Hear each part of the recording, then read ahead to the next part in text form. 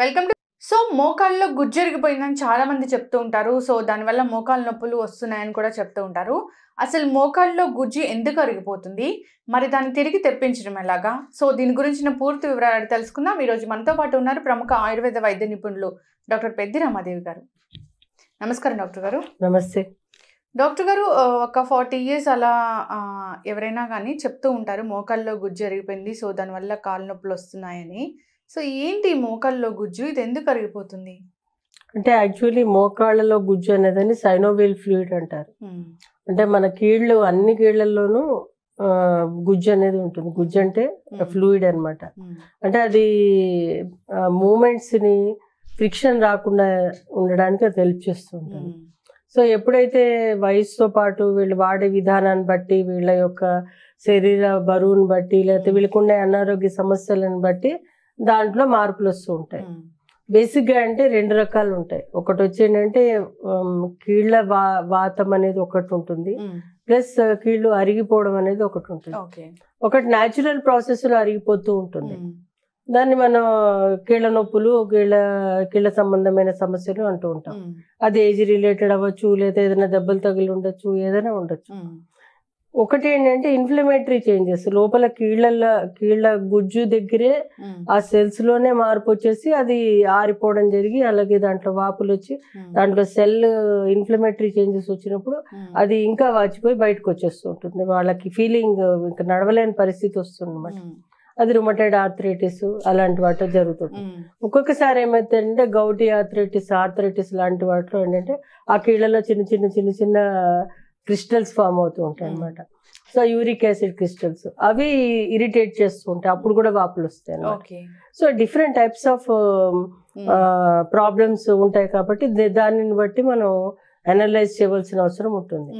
అయితే ఈ గుజ్జు అనేది ఏంటంటే సైనోవియల్ ఫ్లూయిడ్ అనేది వేరీ అవుతుందండి. కొంతమంది జెనెటిక్ గా తొందరగా ఆరిపోవడం లాంటి జరుగుతుంటుంది. కొంతమందికి వాళ్ళకి వేరే రకమైన ప్రాబ్లమ్స్ తోటి దెబ్బలు తగలడం వల్ల ఇందాక మనం చెప్పినట్టు జరుగుతూ ఉంటుంది.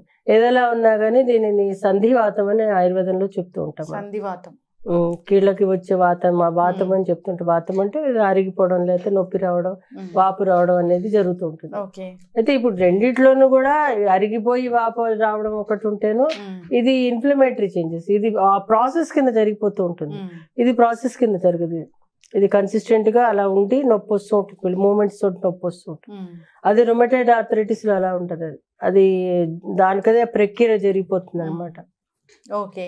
మరి డాక్టర్ గారు, మరి దీన్ని ఈ గుజ్జు మళ్ళీ తిరిగి రావాలంటే ఏం చేయాలి? అంటే యూజువల్ గా ఏంటంటే గుజ్జు ఫామ్ అవ్వడం అనేది అంటే చాలా ఏజ్ రిలేటెడ్ గా ఉంటుంది. అంటే ఆయుర్వేదంలో ఏంటంటే కొన్ని ఔషధాలు ఇస్తూ ఉంటాము, అవి లూబ్రికేటింగ్ ఎఫెక్ట్ కింద పనిచేస్తూ ఉంటాయి. ఫిజికల్ గా అంటే గుజ్జు ఎంత ఫామ్ అయింది ఏంటనేది మనం మెజర్ చేయలేం కాబట్టి పేషెంట్ ఇంప్రూవ్మెంట్ ని బట్టి మనం చెప్పొచ్చు అనమాట. అంటే ఫర్ ఎగ్జాంపుల్ ఒక 70 years వాళ్ళు ఉన్నారనుకోండి, వాళ్ళు ఏజ్ రిలేటెడ్ గా ఎముకల మధ్యలో ఉండేదంతా రాపిడి ఎక్కువైపోయి అలా సైనోవియల్ ఫ్లూయిడ్ ఆరిపోయి వాళ్ళకి మూమెంట్స్ చాలా రిస్ట్రిక్ట్ అయిపోయి వాళ్ళకి వస్తూ ఉంటుంది. అలాంటి వాళ్ళకి మనం చేయడానికి ఏముండదు. ఓన్లీ ఎవరికైతే అరౌండ్ 50s 60s అంటే వాళ్ళ మూమెంట్స్ తగ్గి వాళ్ళకి ఎక్కువ అది అంటే రాపిడ్ అంటే అది జరిగి అది ఆ యొక్క కీలు చాలా దగ్గరికి వచ్చేసి అవి రెండు రాపిడ్ అయిపోయి అక్కడ అవి కూడా ఒరుసుకుపోయి చాలా బాధపడుతున్నప్పుడు అప్పుడు వాళ్ళకి వేరే రకమైన చికిత్సలు ఉంటాయి. లేని వాళ్ళకి మనం ట్రీట్మెంట్ ఇవ్వచ్చు. ఎందుకంటే కాస్త కూస్తో కొంచెము ఆ సైనోవియల్ ఫ్లూయిడ్ మనం ప్రొటెక్ట్ చేసుకుంటూ మందులు ఇచ్చుకుంటూ ఉన్నప్పుడు వాళ్ళకి బాగానే ఉంటుంది. ఓకే. మరి డాక్టర్, ఇలాంటి సమస్య ఉన్న వాళ్ళు ఎటువంటి ఫుడ్స్ తినాలి, ఎటువంటి ఫుడ్స్ అవాయిడ్ చేయాలి? బేసిక్గా ఏంటంటే ఫుడ్ అంటే వీళ్ళకి ప్రత్యేకంగా ఉండదు కానీ బట్ స్టిల్ వాత రోగం అని చెప్పేసి మేము దానికి అంటే వాతం వల్ల వాళ్ళకి ఏదైనా ఇబ్బంది అవుతుంది అన్నట్టుగా మేము చెప్తూ ఉంటాము. అందులో వీళ్ళకి వాతాహారంగా ఏంటంటే వీళ్ళకి పులుపు, ఉప్పు, కారం ఎక్కువ ఉన్నవి తినకూడదు అంటాము. అలాగే పులుసులు లాంటివి, చింతపులుసులు లాంటివి, ఆలుగడ్డ లాంటివి, అలాగే నిలవ పదార్థాలు లాంటివి, నూనెలు కొన్ని ఇన్ఫ్లమేటరీ మార్కర్స్ కాబట్టి కొన్ని రకాల నిలవ నూనెలు అవి ఎక్కువ ఇరిటేట్ చేస్తాయని, అలాగే స్టమక్ ఇరిటేషన్, కాన్స్టిపేషన్, మలబద్ధకం లాంటివి లేకుండా ఉంటే కనుక మనకి నొప్పులు లాంటి ఫీలింగ్ తగ్గుతుంది అన్నట్టుగా చెప్తారనమాట. అంతకు మించి ఏముండదు. అయితే దీనికి ప్రధానంగా ఏంటంటే ఈ కీళ్ళల్లో గుజ్జు పెరగడానికి ఇంటర్నల్ గా మెడికేషన్, ఎక్స్టర్నల్ ప్రొటెక్షన్ అది తప్పనిసరి చేసుకోవాలన్నమాట. ఎక్స్టర్నల్ ప్రొటెక్షన్ అంటే ఎలా డాక్టర్? ఎక్స్టర్నల్ ప్రొటెక్షన్ అంటే మూమెంట్స్ రిస్ట్రిక్షన్స్, అంటే వాళ్ళకి ఫర్ ఎగ్జాంపుల్ ఒక కాలుకి నొప్పి వచ్చింది, కీళ్ళ నొప్పి, అంటే ఆ కాల్లో ఎక్కువ అరిగిపోయింది, అప్పుడు ఏమవుతుందంటే వాళ్ళు రెండో కాలు మీద వాళ్ళు భారం పెడతారు. అప్పుడు రెండో కారు కూడా నెమ్మదిగా అరగడం మొదలెడుతుంది, లేదంటే దాని మీద కూడా పెయిన్ ఎక్కువ అవుతుంది అనమాట. సో అలా కాకుండా ఉండాలంటే వీళ్ళు ఈ ఉన్న పెయిన్ ఉన్న వాటికి దానికి సపోర్ట్ చేసుకోవాలి. నీ సపోర్ట్ అంటాం.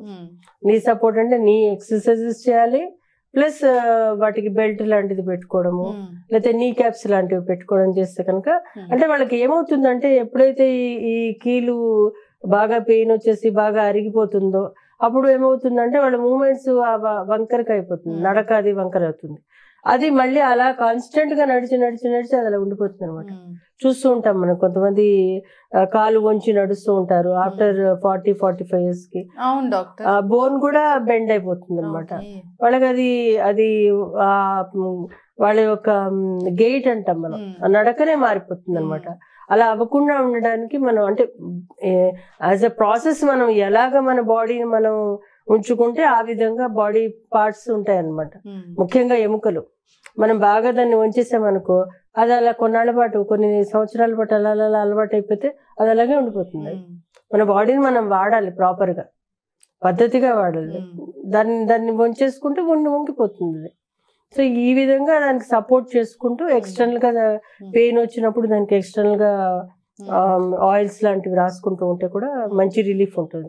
ఇంటర్నల్ గా అంటే మామూలుగా మీరు అన్నట్లు ఇంటర్నల్ గా అంటే ఆయుర్వేదిక్ లో చాలా రకాలైన ఔషధాలు ఉన్నాయి. ముఖ్యంగా బృహద్వాత చింతామణి రసని, వాత రాక్షసం అని కొన్ని రసయోగాలు, ప్లస్ కొన్ని గుగ్గులు యోగాలు లాంటివి ఉన్నాయి. యోగరాజు గుగ్గులు, మహాయోగరాజు గుగ్గులు, రకరకాలైన ఔషధాలు ఉన్నాయి. ఏదైనా ఉన్నా కానీ వీళ్ళు ఎక్స్టర్నల్ గా చాలా మంది ప్రిఫర్ చేస్తారు. అందులో మనకి ఆయిల్స్ బోల్డ్ దొరుకుతాయి. మనకి మహామాష తైలం అని, మహానారాయణ తైలం అని రకరకాలైన ఆయిల్స్ దొరుకుతుంటాయి. వాటిని ఎక్స్టర్నల్ గా, అవి జస్ట్ పెయిన్ రిలీఫ్ కోసమేనా డాక్టర్, లేదంటే ఎలాగా? అంటే వాళ్ళకి ఎక్స్టర్నల్ గా ఏంటంటే ఏమవుతుందంటే, ఎప్పుడైతే వీళ్ళకి ఒక జాయింట్స్ బాగా ఎబ్రేషన్ ఎక్కువైతుందో అప్పుడు టెండన్స్ అలాగే మజిల్స్ అన్ని కూడా బీసిపోతాయి.